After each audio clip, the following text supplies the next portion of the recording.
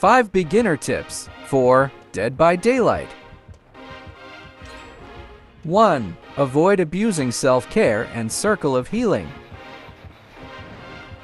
Both Claudette's self-care and Miquella's Circle of Healing are pretty inefficient at healing and should typically be used only in circumstances where self-healing is a necessity, like if players cannot safely heal each other or a survivor is in a particularly vulnerable position, like being injured. 2. Knowing when to heal.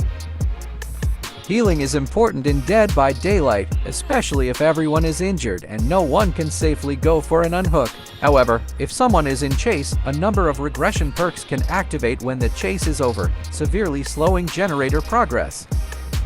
It is therefore ultimately up to player discretion whether healing or finishing a generator takes priority. Enter description. If the generator is a way off from being completed, healing is likely the better option, especially if perks like Eruption or Pain Resonance are in play. Alternatively, if survivors have time to complete it before the killer arrives, it may be better to stick the generator, even if it means the killer gets a down. Furthermore, if another survivor is in chase away from a hooked survivor, unhooking that survivor should always take priority over using slow healing perks like Self-Care and Circle of Healing. 3. Hook stages and protection hits. The survivor HUD is a little different from the killer HUD in that survivors can directly see what other players are doing, including how progressed their generators are and how many times they have been hooked. Survivors should use this information to their advantage by taking over generators with progress on them to get them finished sooner. Most important, however, is to waste the killer's time. Regarding killers, it's helpful to keep in mind which survivors have been hooked already, as knowing which ones are vulnerable means knowing who can be quickly removed from the game to gain an advantage. To best make use of time, killers should try to hook 2 different survivors consistently, alternating between them so as to not tunnel and be hit with a decisive strike or off-the-record play. 4. Know when to guard generators.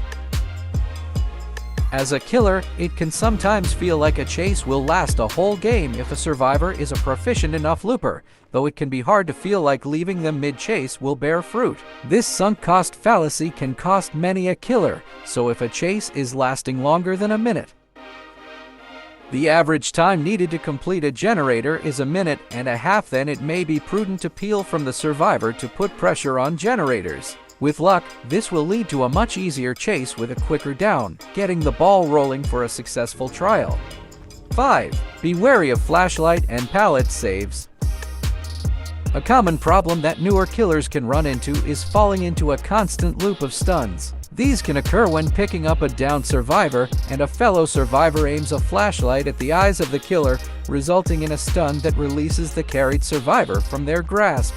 This may also happen when picking up a downed survivor at a pallet, though the timing and positioning must be more precise. To avoid these problems, it's best to quickly pick up survivors downed at pallets, so others don't have time to react and the killer can't be hit by perks like Power Struggle. Before picking up a survivor, it's best to routinely perform a quick 180-degree spin or face a nearby wall so that other survivors have a harder time reaching the right angle for a save.